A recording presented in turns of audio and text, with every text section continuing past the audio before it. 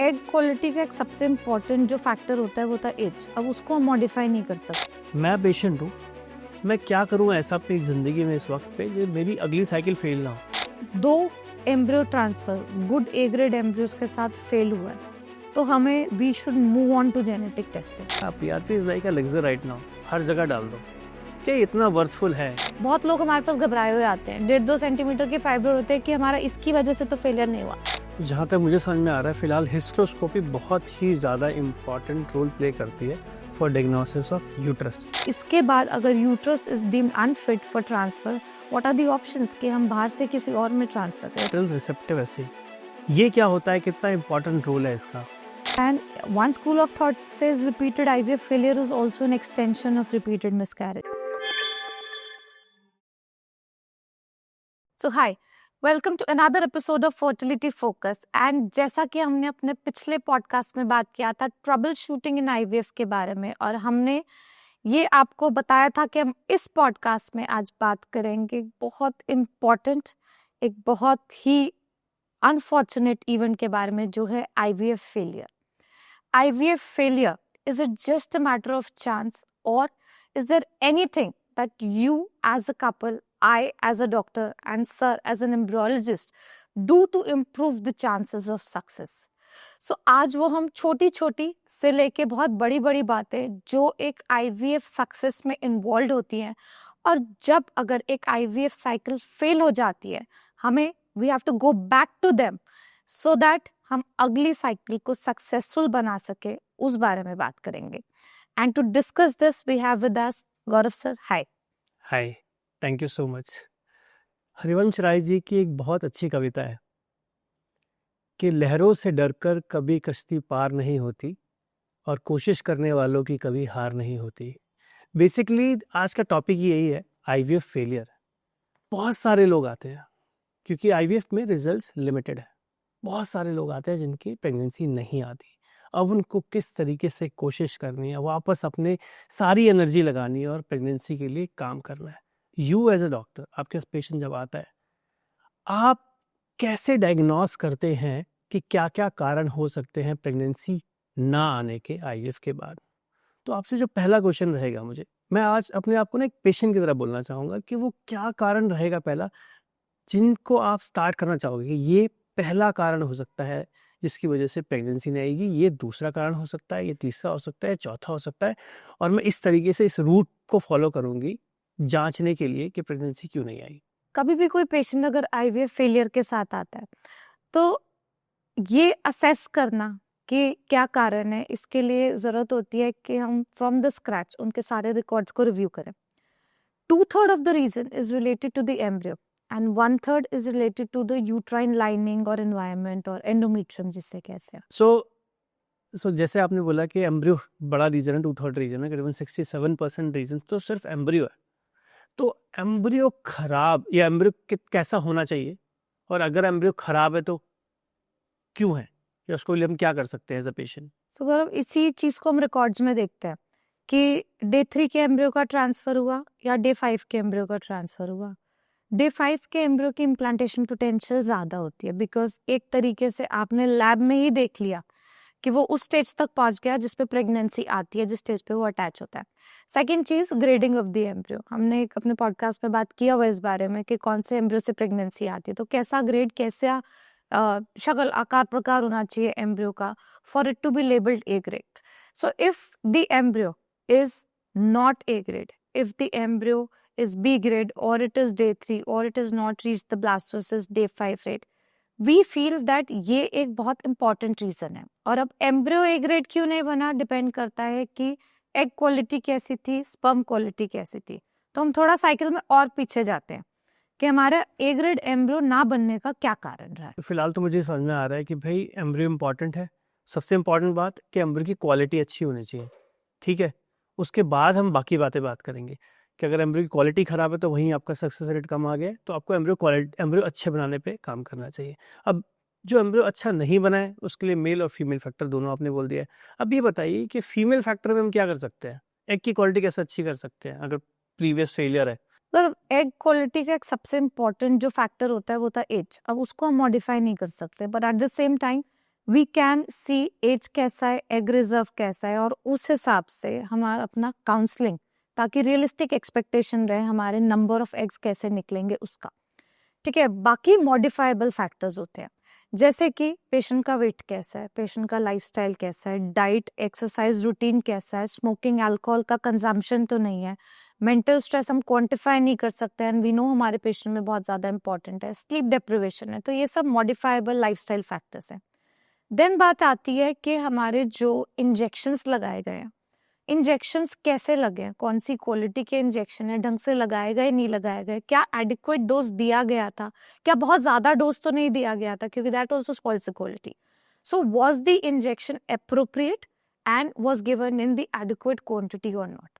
ठीक है, अगर फिर बात करते हैं मॉनिटरिंग की, तो क्या हमारे मॉनिटरिंग जो हुई है IVF साइकिल के दौरान हमारे ईस्ट्राडियोल लेवल्स कैसे थे, वो थोड़ा सा आइडिया देते हैं कि किस तरह की ग्रोथ हो रही है, कैसा है कैसा नहीं। हमने पिछले पॉडकास्ट में बात किया था इंजेक्शन ढंग से लगाया या नहीं, ट्रिगर ढंग से लगाया या नहीं, तो इस पे बहुत ज़्यादा डिपेंड करेगा कि इवेंचुअली हमारे नंबर ऑफ एग्स कितने रिट्रीव हो रहे हैं। कभी कभार हमने बहुत एक डिस्पैरिटी देखी है, इनफैक्ट आज ही पेशेंट थी जिनका AMH बहुत अच्छा है, एग रिजर्व बहुत ज़्यादा अच्छा है, बहुत सारे फॉलिकल्स दिख रहे थे to begin with, but when the eggs were retrieved there were only 6 eggs that were retrieved. Now she says कि हमारे तो फॉलिकल्स भी कम बन रहे थे, तो हेयरन वी नीड टू अंडरस्टैंड कि क्या डोज सही दिया था या इंजेक्शन सही था या नहीं, क्या हम इसको एक तरीके से नेक्स्ट साइकिल में इम्प्रूव कर सकते हैं। सो हमारे लिए we feel that we are not bounded by IVF packages और समथिंग। हम कोशिश करते हैं कि अच्छे से अच्छा इंजेक्शन जो अवेलेबल है, चाहे वो महंगा है चाहे जो भी है, बट अगर साइंटिफिक डेटा उस फेवर में है कि रिजल्ट्स अच्छे आते हैं, एम्ब्रियोस की क्वालिटी बेटर बनती है, तो हम उसको यूज करते हैं। सेकेंड थिंग, अगर हमारा oocyte यील्ड कम है, पेशेंट्स आते हैं जिनका 3 egg retriever, 1 B grade embryo transfer हुआ, तो we have to tell them that इसका कारण जो है, बहुत सारी और चीज़ों के अलावा ये भी हो सकता है कि आपके प्रोबेबली एग रिजर्व ही कम है। We can give them an option of embryo pooling. 3 egg retrieve हुए तो हम अगर 2 ए ग्रेड एम्ब्रियो चाहते हैं तो मे बी 1 साइकिल से नहीं तो हम उसको 2 साइकिल में तैयार कर सकते हैं, ताकि हम एक अच्छा ट्रांसफर दे पाए। राइट। सो ये सारी चीज़ें हम इम्प्रूव कर सकते हैं। देन बात आती है, आपने सीमन की बात करी, सो DNA फ्रैगमेंटेशन की आपने पिछले एपिसोड में बात करी थी कि वो अगर हाई होता है तो उस केस में हमारे एम्ब्रियोज अच्छे नहीं बनते हैं।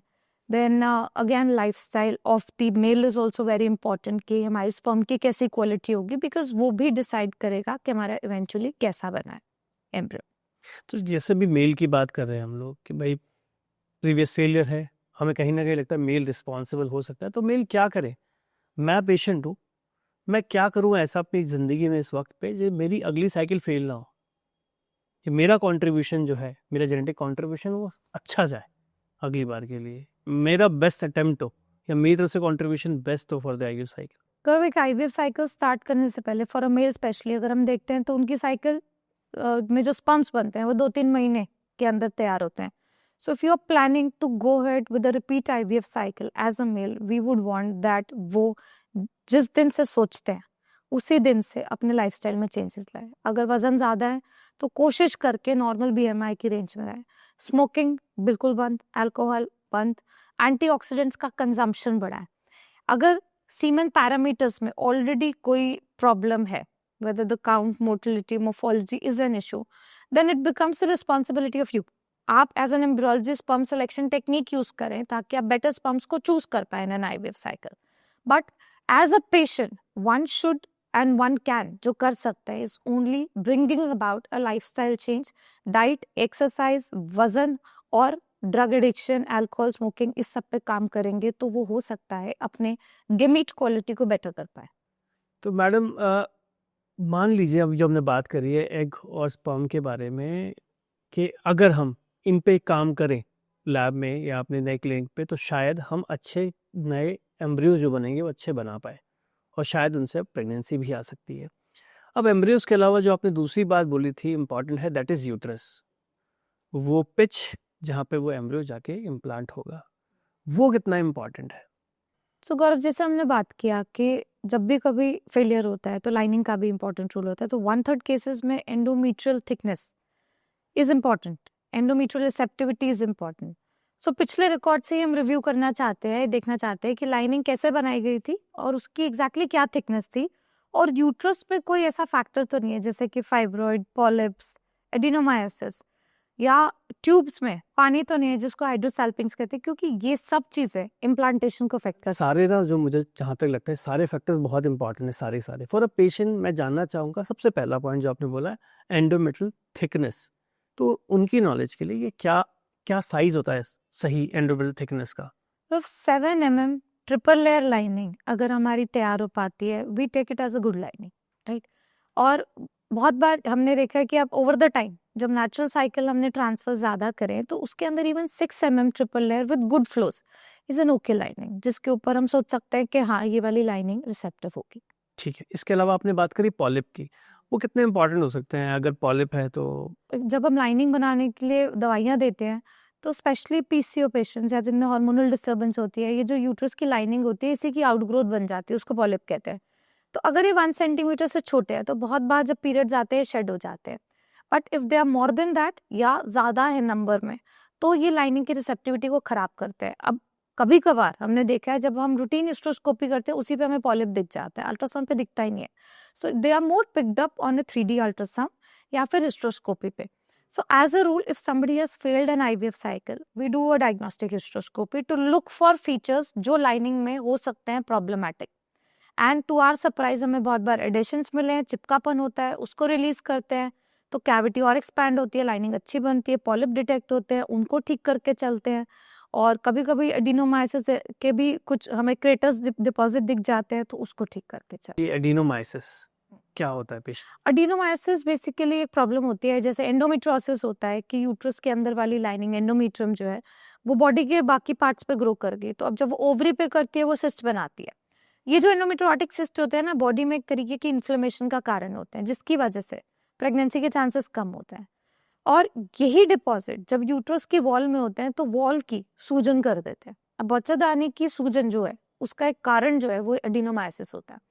जब ये सूजन होती है तो लाइनिंग जो है, हालांकि एम्ब्रियो ने अंदर वाली परत पे चिपकना है, बाहर की वॉल पे नहीं चिपकना, बट उसकी वजह से रिसेप्टिविटी कम हो जाती है। इन आवर प्रैक्टिस जो हम कॉमनली प्रोटोकॉल फॉलो करते हैं, जब भी कभी हमें एडिनोमायोसिस का डाउट होता है या एंडोमेट्रियोसिस होता है पेशेंट को, एग रिट्रीवल 1 मंथ करके 1-2 महीना सप्रेस करके, ताकि ये जो सारे हार्मोन डिपेंडेंट प्रॉब्लम्स हैं ये श्रिंक हो जाए, उसके बाद हम लाइनिंग बना के ट्रांसफर करते हैं and we have excellent results with this. वरना एडिनोमायोसिस अपने आप में, रसौली फॉर दैट मैटर, दोनों ही चीजें मिसकैरेज का कारण बनती है, प्रेगनेंसी नहीं आती, आईवीएफ फेल होते हैं, तो इसको डील करना बहुत जरूरी है। साथ साथ जैसे कि फाइब्रॉइड, या फाइब्रॉइड में आप क्या कहेंगे, कितने? फाइब्रॉइड, देखो फाइब्रॉइड रसौली होती है, बच्चादानी की परत की रसौली है। अब फाइब्रॉइड अलग अलग जगह पे होता है, कुछ होते हैं जो बिल्कुल कैविटी के अंदर होते हैं, राइट, वो किसी भी साइज के उन्हें रिमूव करना चाहिए। कुछ बच्चादानी के बिल्कुल बाहर की तरफ लटक रहे होते हैं, उनको छेड़ने की भी जरूरत नहीं होती है। बट जो वॉल में होते हैं या जिनकी वजह से परत जो है थोड़ी सी उबड़ खाबड़ हो रही होती है या उस पर इंडेंटेशन बोलते हैं आ रही होती है, अल्ट्रासाउंड में ये रिपोर्ट लिखा होता है, उनको जरूर निकालना चाहिए अगर उनका या तो इंडेंट करे या साइज मोर देन 4 सेंटीमीटर है तो, क्योंकि वो कहीं ना कहीं रिसेप्टिविटी को खराब करते हैं। तो important factors with fibroid is that we get a fibroid mapping done, MRI से 3D अल्ट्रासाउंड के, कहाँ है फाइब्रॉइड, कितने साइज का है और वो लाइनिंग को कितना अफेक्ट कर रहा है, इस हिसाब से भी टेक अ कॉल कि फाइब्रॉइड को निकालना है। बहुत लोग हमारे पास घबराए हुए आते हैं, 1.5-2 सेंटीमीटर के फाइब्रॉइड होते हैं कि हमारा इसकी वजह से तो फेलियर नहीं हुआ, तो नहीं, 1.5-2 सेंटीमीटर के फाइब्रॉइड जो बच्चादानी की परत से, एंडोमेट्रियम से परे हैं, उनकी वजह से कोई फेलियर नहीं होता, they can easily be left wherever they are. जहाँ तक मुझे समझ में आ रहा है फिलहाल हिस्ट्रोस्कोपी बहुत ही ज़्यादा इम्पॉर्टेंट रोल प्ले करती है फॉर डायग्नोसिस ऑफ यूट्रस। क्या आपका बिल्कुल यूट्रस बिल्कुल ठीक। कितना सही है? एंड जो पेशेंट जिनकी लाइनिंग पतली बनती है, फॉर दैट मैटर, कि हमने देखा लाइनिंग अच्छी नहीं बनी हुई, बट उनके अंदर हिस्ट्रोस्कोपी एक थेरेप्यूटिक काम भी करती है। वो हेल्प करती है कि उसके अंदर हम एडेशंस है तो रिलीज करें ताकि बेटर लाइनिंग बने, नहीं तो साथ में पीआरपी इंस्टॉलेशन जिसकी वजह से हम थोड़े ग्रोथ फैक्टर्स डिपॉजिट करा पाए ताकि लाइनिंग बेटर बन पाए, उन दोनों का काम करती है। पीआरपी बाद में आऊँगा मैडम, उस पर आना चाहता हूँ। फिलहाल मैं इसी पे एक बहुत नोन चीज़ है एरा, एंडोमेट्रियल रिसेप्टिव एसे, ये क्या होता है, कितना इम्पोर्टेंट रोल है इसका? और जब कभी भी 2 बार ए ग्रेड एम्ब्रियोज ट्रांसफर किए जाए अच्छी लाइनिंग में, अच्छी लाइनिंग का मतलब जो हमने बात किया 7 mm की ट्रिपल लेयर लाइनिंग हर बार बन रही है पर प्रेगनेंसी नहीं आ रही। सो पहली बार नहीं आई, हमने हिस्ट्रोस्कोपी किया, सेकेंड टाइम डाला तब भी नहीं आई। Now what, we feel that lining अच्छी बन रही है, एम्ब्रोज अच्छे हैं, but here in probably the lining is not receptive. So इसके अंदर आप क्या करते हैं, लाइनिंग जो बनाने का तरीका है उसको फॉलो करते हैं। ब्लास्टोसिस्ट के हिसाब से synchronised day of the lining पे एम्ब्रो ट्रांसफर ना करके लाइनिंग का एक जांच लेते हैं, टुकड़े का जांच मान लो, उसको बायोप्सी, जो बहुत पीपल से होता है, आसानी से ओपीडी प्रोसीजर है, भर्तियों के भी ऊंची में नहीं किया जाता। तो वो टेस्टिंग के लिए आप एक टुकड़ा लेते हैं, उसको बेचते हैं, उसका जेनेटिक टेस्ट होता है। हमारे पास जो रिपोर्ट आता है वो ये बताता है कि ये जो आपने भेजा है आज के दिन, ये ब्लास्टोसिस्ट डे 5 के एम्ब्रियो को चिपकाने के लिए रिसेप्टिव है, प्री रिसेप्टिव है या पोस्ट रिसेप्टिव है। रिसेप्टिव है तो ठीक है, there is nothing wrong with the receptivity of the lining.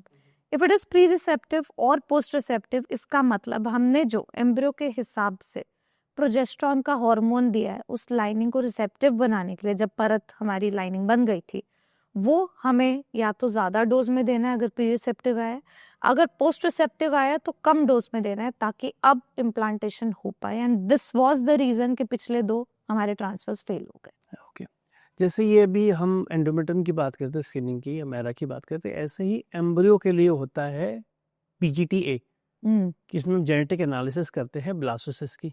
क्या जितने भी फेलियर वाले आते हैं सबको ये भी कराना चाहिए अपने लिए कि भाई हमारे पिछली बार तो फेल हो गया, इस बार हम कोई चांस ही नहीं चाहते कि एम्ब्रियो खराब निकले और सारे यूप्लॉइड ही ट्रांसफर होने चाहिए?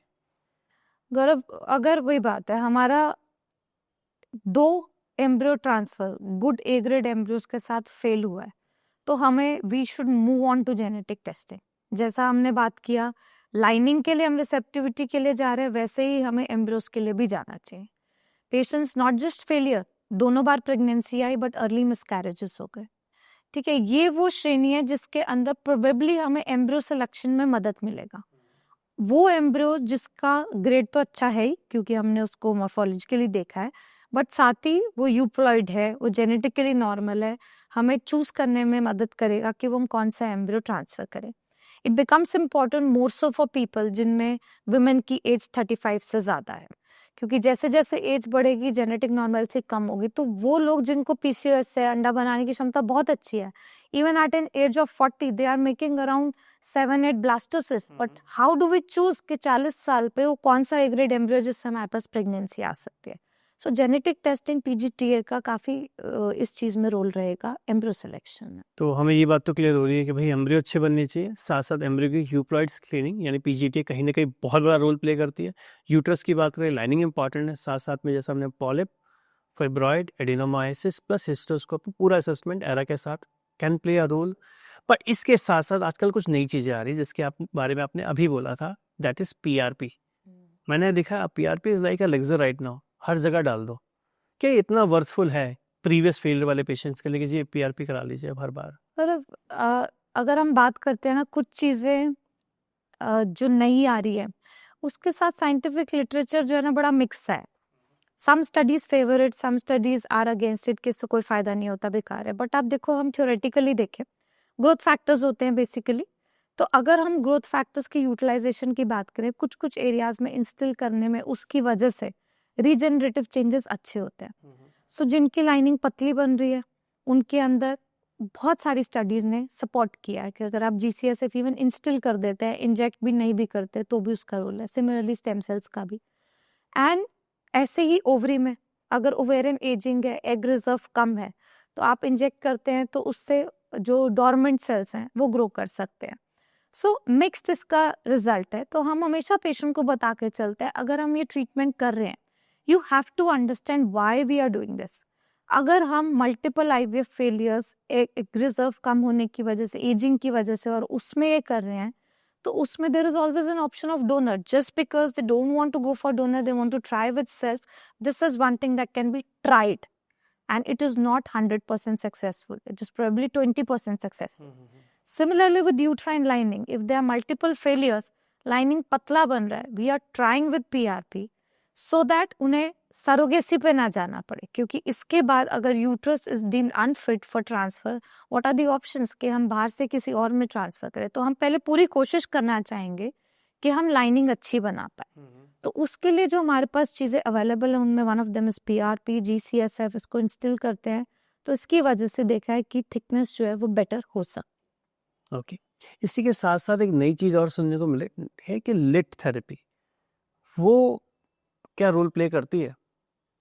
लिट थेरेपी का बेसिकली रोल आता है जहाँ पे देर आर रिपीटेड मिसकैरेजेस, ठीक है, and one school of thought says repeated IVF failure is also an extension of repeated miscarriages. आप एक तरीके से मानिए कि बॉडी ने जो एम्ब्रियो बना उसको एक बैक्टीरिया की तरह ही रिजेक्ट कर दिया और इम्प्लांट नहीं होने दिया। पर ऐसा क्यों हुआ? क्योंकि प्रोबेबली जो पार्टनर का जेनेटिक मेकअप था, जो पार्टनर के वजह से जो एम्ब्रियो तैयार हुआ उसको उसने different from its own cells identify करके उसके अगेंस्ट इम्यूनिटी रेस कर दिया और उसको रिजेक्ट किया।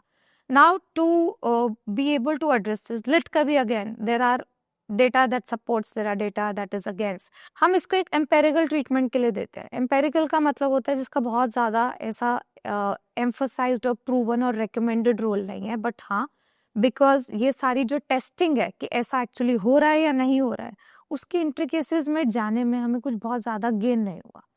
सो इम्यून रिस्पॉन्स को मॉडिफाई करके प्रेगनेंसी के चांसेस को बढ़ाने का एक तरीका है लिट थेरेपी, जिसमें हस्बैंड का ब्लड लेके उसको उसके अंदर से वाइट सेल्स आइसोलेट करके वाइफ में इंट्राडर्मली स्किन के नीचे इंजेक्ट किया जाता है छोटी छोटी डोज में, कि उनकी बॉडी उसको फौरन ना माने जब उससे बना हुआ एम्ब्रियो उनके अंदर ट्रांसफर किया जाएगा।